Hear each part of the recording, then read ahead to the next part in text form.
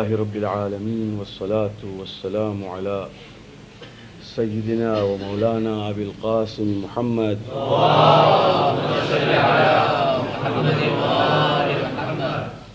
وعلى أهل بيته الطيبين الطاهرين المعصومين. أما بعد، السلام عليكم ورحمة الله وبركاته. وعليكم السلام ورحمة الله.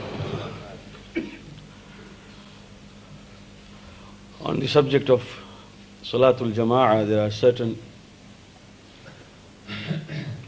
very simple laws towards which I would like to draw your attention. The key word in Namaz Jama'ah and Salatul Jama'ah is discipline.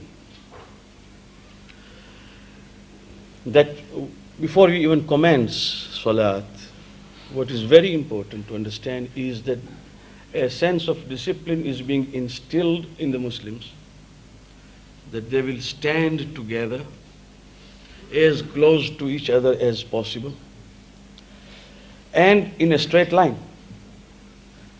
That is very important in Salat al-Jama'ah, that they will stand as close to each other as possible, and the line they form has got to be straight, and we must see that the line formed is straight by placing ourselves in such a manner that we are all in one line, and the distance between the two is as little or is the least, because there is no charm in standing next to other being so separate from each other. We've got to be as close, not very close to render it impossible for the other fellow to pray, but at least we must be close enough. At least it should be so close that a rich man can sometimes smell the sweat of a laborer,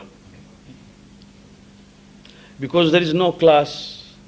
आ गया आइन लड़ाई में अगर वक्त नमाज, अल्लामा Iqbal says, एक ही सफ में खड़े रह गए महमूद व Ayaz. You see, this was the Muslim sort of practice, that even if it was in the battlefield, if they stood for salat, एक ही सफ में खड़े रह गए महमूद व Ayaz. Mahmud is the king, Ayaz was his slave, but in one line Mahmud will stand and also Ayaz will stand. फिर न कोई बंदा रहा और न कोई बंदा नवाज. फिर there is no one a slave and no one is the master before Allah, the master of everyone. So that is one thing. Second thing is that as long as the first line has not been completed, it is against the discipline of Namaz Jamaat to start the second line. I mean, sometimes we can't even understand why people do this. Unless you have arrived late and you think that Imam will stand soon and I won't be able to join in ruku', then you may start as close to the line as possible so that you may meet him in ruku'.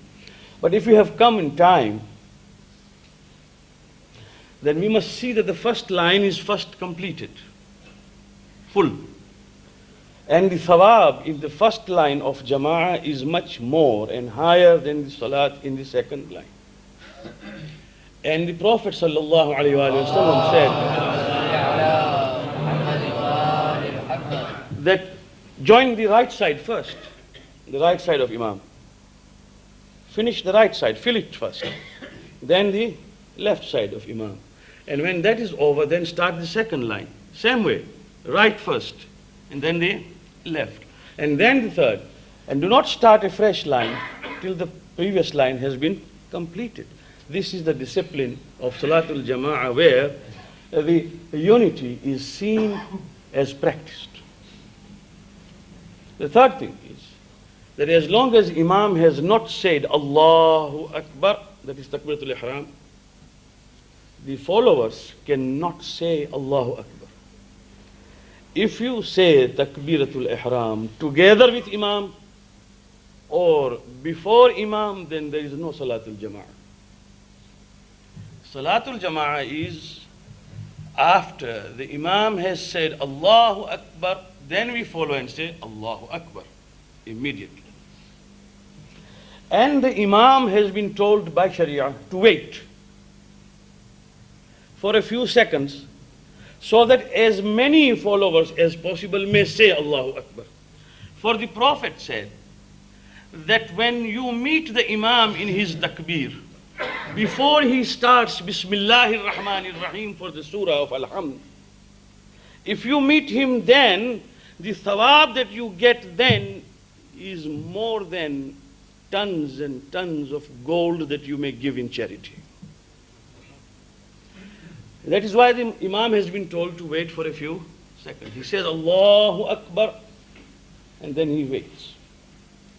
He breathes few seconds so that as many people as they can say Allahu Akbar will say Allahu Akbar, and then he will start his surah and give them that opportunity of joining. So we must maintain this. And finally, before I go to my subject, we will not read any surah which Imam reads. In Namaz al-Maghrib and Isha, we can hear him because he's supposed to recite loudly. We will not read Surah Al-Hamd if we are following, and we will not read the second surah either. He will read because he is the one who is leading. And we will listen patiently till he finishes. After that, when we go to ruku, we will read together with him. When we go to sajda, we will read together with him. Qunut, we will also read. Tashahud, we will read. Everything else we will read, but we will not read the surahs. In the first rakat also, in the second rakat. No. In that prayer, like Dhuhr and Asr, where the Imam is himself reading silently and we cannot hear him, there, of course, we will not read the surah, but we will read tasbih, any tasbih. Subhanallah, Alhamdulillah, Astaghfirullah, Salawat, and things like that. Anything that you can read, because surah itself, being the central part of Salat, is being conducted by the one who is leading. And I have to say this repeatedly, I know this, but inshallah, fadhakkir, remind them, Allah says, remind them that we must not go to ruku' or sajda or rise before Imam has done it. In acts, we must follow Imam. In recitation, you can go even forward. But in acts, he says Allahu Akbar, you will say Allahu Akbar.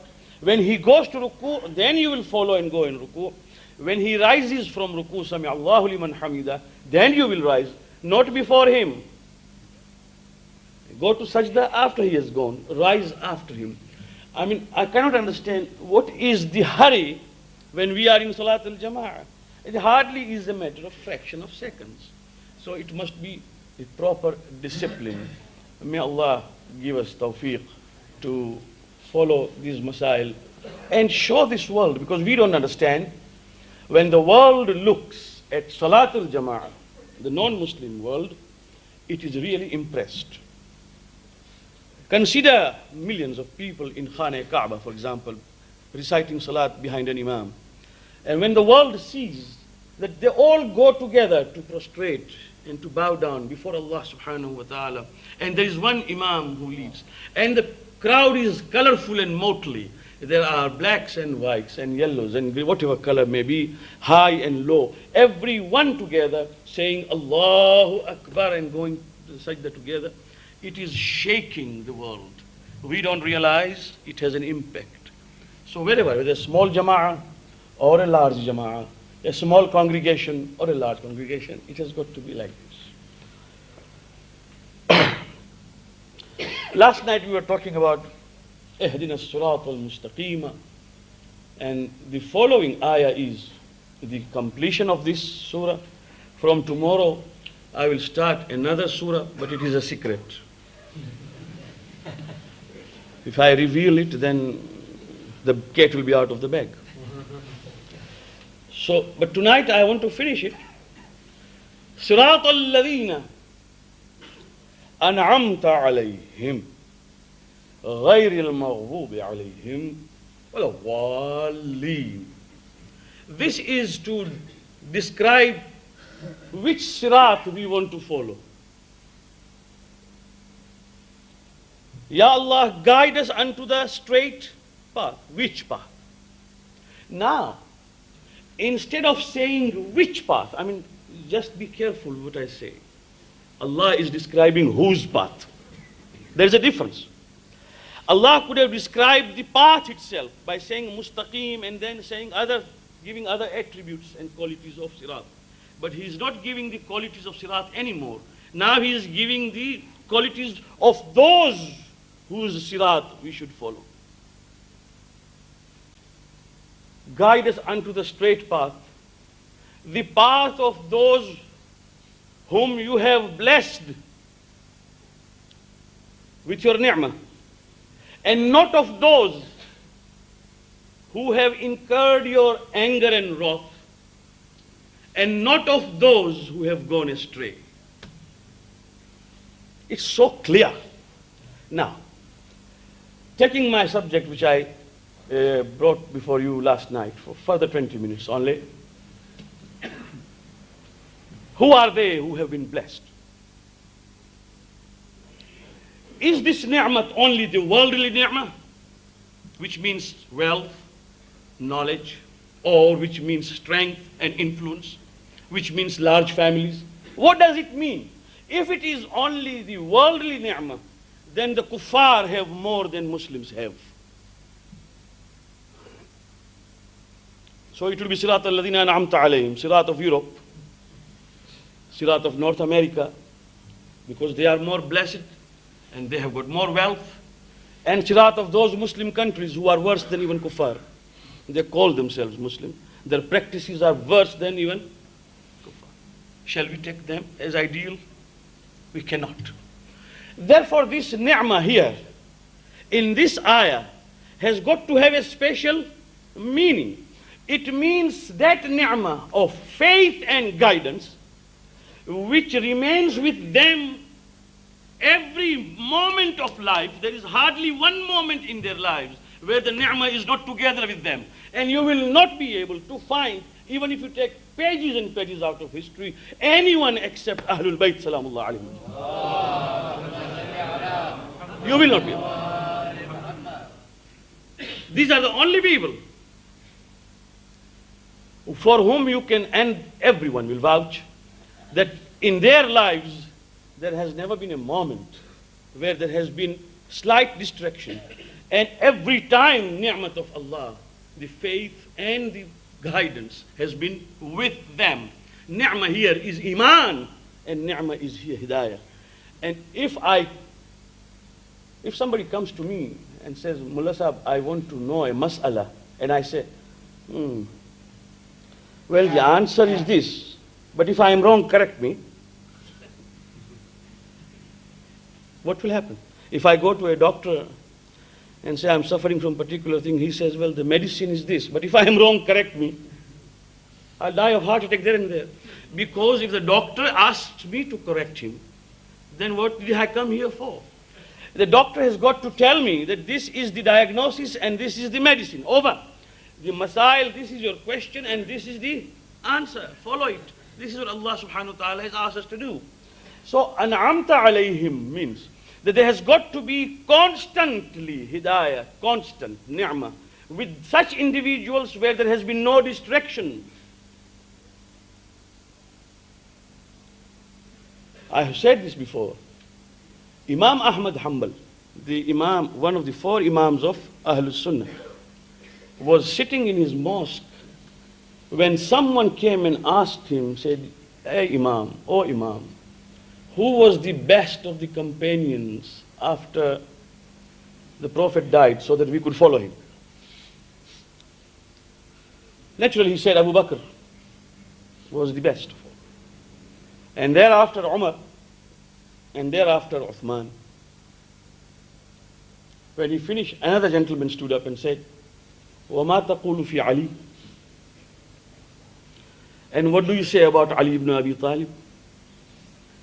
Imam Ahmad Hanbal replied that you have asked me of the companions. Ali is not a companion. Innahu nafsul Rasul. He is the inalienable part, inseparable part of Rasul. He is the self of Rasul. How can I compare him with anybody else? So if the world knew this, that there is a personality which is the self of Rasul, there was no need of going anywhere else. And this is the reason why. These are the people who never incurred any anger of Allah because they committed no sins. They never went astray because they were not ignorant. And the Iman and guidance with them remained constant. صِرَاطَ الَّذِينَ أَنْعَمْتَ عَلَيْهِمْ. Today we can ask anyone, whether he is a Shia or a Sunni, regardless of his path that he follows, dispassionately and without any bias, to answer this question, who are أَنْعَمْتَ عَلَيْهِمْ غَيْرِ الْمَغْضُوبِ عَلَيْهِمْ وَلَا الضَّالِّينَ, at all times, because we need guidance at all times. There cannot be a time in my life where I will say, for this particular moment in my life, I can be doing anything I like. It cannot be. Now it is for this reason, gentlemen, that on the night that Imam Ali alayhi salam,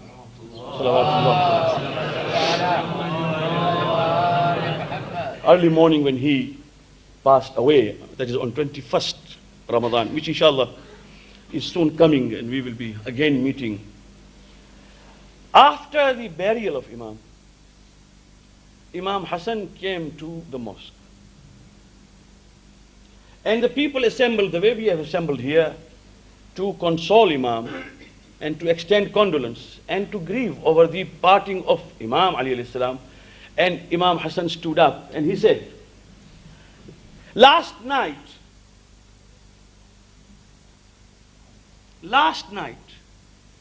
a person passed away from us and left us and departed, whose match could not be found earlier and whose parallel will not be found later. He said this. You won't find the like of him again. Wa ana, and now he started. Ana ibn Makkah wa Muna. Wa ana ibn al-Bashir an-Nadhir. Wa ana ibn al-Siraj al-Munir. I am the son of Makkah and Muna. I am the son of one who came to warn you and give you good news of Jannah. I am the one who is the son of the well-lit, brilliant light, that is the Prophet. I belong to the group for whom Allah said, إِنَّمَا يُرِيدُ اللَّهُ لِيُذْهِبَ عَنْكُمُ الرِّجْسَ أَهْلَ الْبَيْتِ وَيُطَهِّرَكُمْ تَطْهِيرًا. That Allah wants to cleanse, He has decided that He will cleanse us of all impurities. I am the one. And then he said silently, Ibn Abbas stood up and he said, people, have you heard him? Is there anyone else on earth who could be followed? They said, no. فَبَايِعُوهُ, then come and do his bay'ah. And all of them came and did bay'ah and said, Ya Hassan, you are now our Imam and we shall follow you. Now, there is a very important point which I would like to bring to your notice, because we are all being subjected and victimized by so many things which are not correct, and sometimes the faith starts shaking. You know, the personality of Imam Ali alayhi salam was such that no one could shake him. They had seen him with the Prophet. They had seen him in Khaybar, and they had seen him in Khandaq. They had seen him in Badr, and they had seen him in Uhud. They had seen him even afterwards in Jamal and Siffin. They saw his rule. And every young and old there in the Islamic world knew who Ali ibn Abi Talib alayhi salam was. True? So much so that one man came to Muawiyah after Imam Ali alayhi salam and said, I have deserted Ali long ago to come to you because I have deserted a man who is dumb, a speechless person. And Muawiyah said, have you come to cheat me or deceive me? Do you know that the Arabs have learned how to speak from Ali ibn Abi Talib? He is the fountainhead of eloquence. You are telling me he was dumb? I know who Ali ibn Abi Talib is and was. So even the enemy knew who Ali ibn Abi Talib was. And there were some friends who were, God forbid, maybe to a certain extent like us. For namaz, they went behind Imam Ali. For food, they went to Muawiyah. Yes. Men like Abu Huraira, when he was asked, he says that salat behind Ali is good and pure. Food behind with Muawiyah is tasty. Ali eats dates and dry loaves. There we get ghee and halwa. You see? So that, of course, is different. But the people knew that even salat, and after years of khilafah, when Imam Ali alayhi salam was allowed to come on the caliphate, and the first salat was led by him, first namaz, as a Khalifatul Muslimin and Khalifatul Rasulillah, when he first led the prayers, the Muslims themselves, after finishing the prayers, looked at each other and said, today we have been reminded of the Prophet's salat. إياك نعبد وإياك نستعين اهدنا الصراط المستقيم صراط الذين أنعمت عليهم. So his personality could not be tarnished, although they tried. But Imam Hassan alayhi salam and Imam Hussein alayhi salam, these two were the next in line, and a perfectly organized and calculated machinery was invented to tarnish the names of Imam Hassan and Imam Hussein, so that the world would doubt the conduct and behavior of Imam Hassan. Today, look at the books that are being written by Imam Hassan, that he was a playboy, that he married every night and divorced every other day. Philip Hitti writes that he died of tuberculosis because he married so often, as if he was there to diagnose it.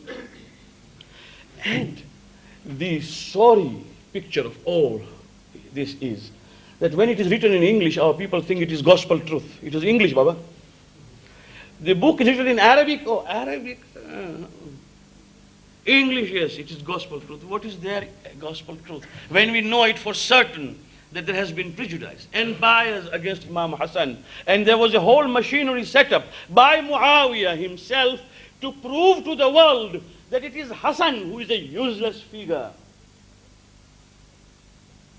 And what was Hassan alayhi salam? Tonight, I must speak about that Mawla and that Sayyid who is really being ignored by us all.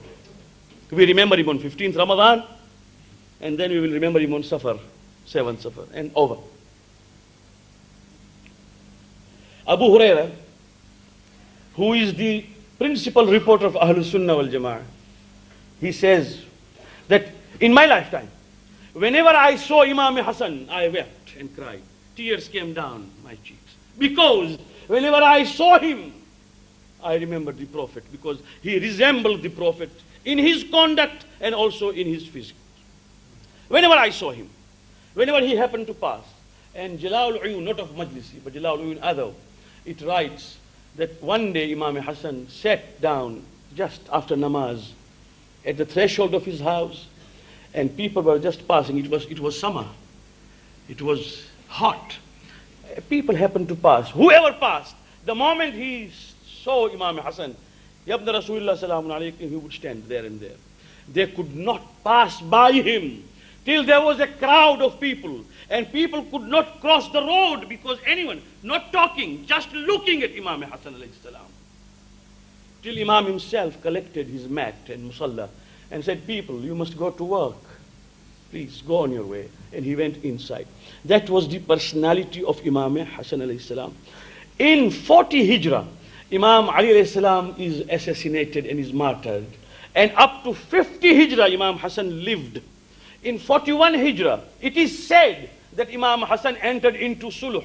Nobody cares to go into the details, that the proposition of sulh was not from Imam Hassan. The proposition of sulh came from Muawiyah. And no one cares to go into the lines of history. What happened? Imam Hassan alayhi salam had those people in the army who had already decided that the moment his army and Muawiyah's army will come closer, they will hand him over to Muawiyah. They had decided that we will hand him over to Muawiyah. And Muawiyah had already bribed them and they had already accepted the bribery. And those who would say no, they would be killed because there was some very sincere companion. And when Imam Hassan alayhi salam came to know about this, and even when he started to give them a call for jihad, people were not coming out. He had to stay out of Medina for 4 days, waiting for people and recruitment to come into the army. And by the time Imam Hassan came to know that there was no support and there will be a futile bloodshed, at that time Muawiyah had already proposed that let us come to a ceasefire. And Imam Hassan alayhi salam accepted to what is called Atash Bast, or what is ceasefire, on certain conditions. And Imam Hassan left.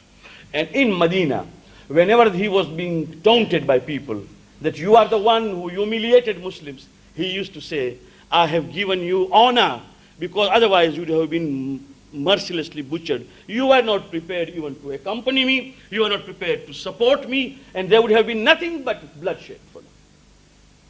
But the question is not this.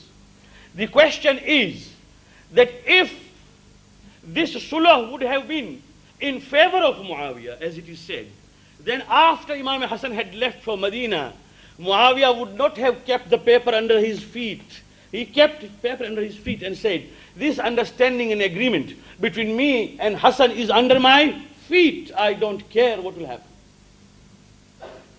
It shows that there was something which went on, which Muawiyah did not find to his liking. But what about those 10 years in which Imam Hassan lived in Medina? The world knew that Imamat was here and Khilafat was there at Imam Hassan. And they used to come for 10 years. He guided the Ummah onto the right path, knowing everybody knew that there was no Sirat al-Mustaqim except Imam Hassan. For 10 years. No one is talking about those 10 years.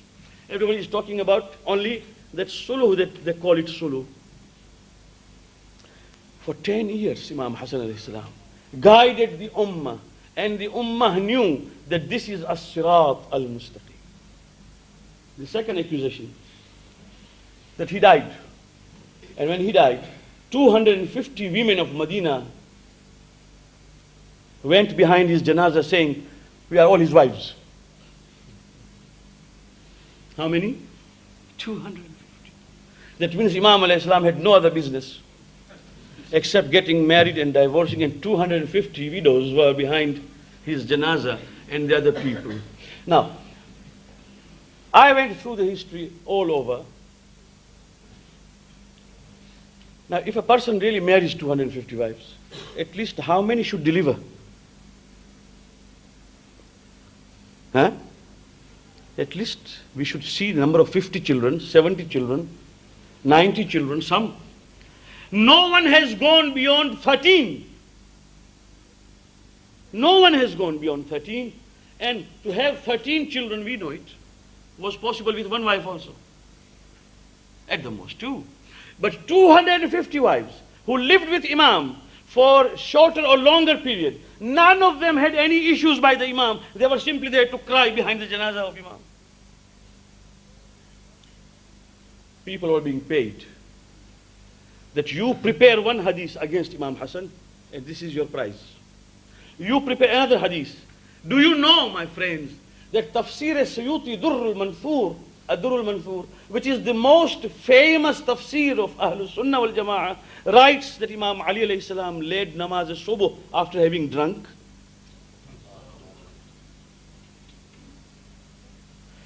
Now what happened actually? It is human psychology that when we cannot match you, or our leaders cannot match your leaders, then what we do is we try to bring down your leaders to the level of our leaders. You see, because our leaders cannot match your leaders. Your leaders are impeccable, immaculate. So what we do is that we now try to bring them down so that two seem together. And they are totally different. And this disease and sickness goes on even today. For 10 years, my friends, Imam Hassan guided the Ummah. And other factor is Imam Hussain alayhi salam lived with him, supporting him for 10 years. They found this is very important. So one hadith has been prepared, that Imam Hussain alayhi salam and Imam Hassan always quarreled. Banu Umayyah have prepared this, that these brothers never agreed. And Imam Hussain alayhi salam is reported to have said that I wish my nose were cut off rather than live with Imam Hassan. They lived together. They served the Ummah together. And the preparation was such that, oh my brother Hussein, I am trying my level best to keep as-sirat al-mustaqim, reaching the Ummah. But when you find that this sirat is now in a problem, then you will give your blood. If I am in your place, I will sacrifice. If you are in my place, you will remain the way I remain. And there was no change. The change came, this must be understood, that although these people were not qualified, but at least they maintained something. At least namaz was there. At least zakat and hajj was there. At least Quran was there. At least La ilaha illallah Muhammadun Rasulullah was there. But Muawiyah in his later days started this, which Yazid took to the pinnacle. What was that? To doubt in Sharia itself and to play with Sharia. Muruj al-Dhahab, Mas'udi, the earliest writer, writes that going for the battle of Siffin, Muawiyah declared that we will leave on Wednesday.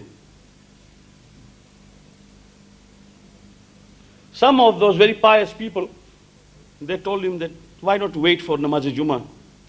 We'll go Friday after Jummah.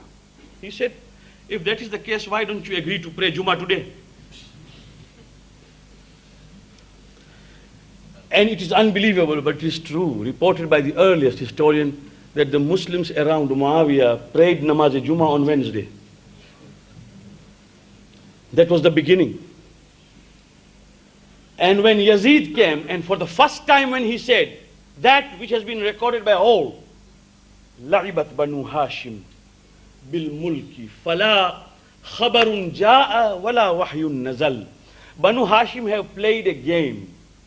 There has been no revelation and no farishta or no malaika ever came.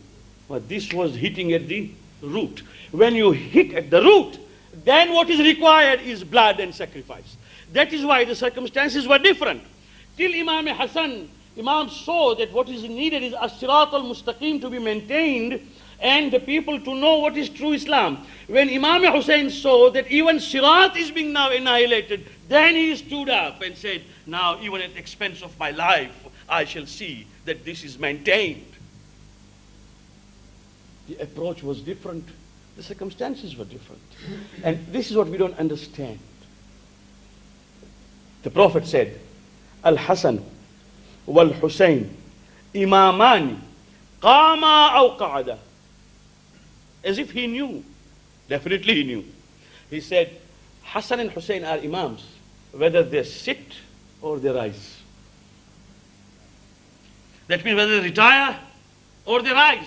If there is retirement, as it was, by Atish Bast or ceasefire, or by renouncing that worldly affair and going to the work of Hidayah from Medina, or whether it is rising with the hand, sword in hand, they are imams.